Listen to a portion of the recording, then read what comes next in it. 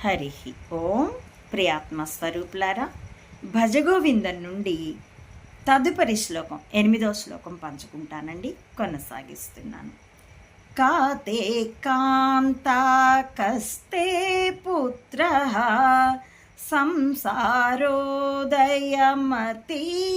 విచిత్ర కస్య త్వం కుత ఆయాతః కస్య త్వం కుత ఆయాతః తత్వం చింతయా తదిహ భ్రాతః భజ గోవిందం భజ గోవిందం గోవిందం భజ మూఢమతే.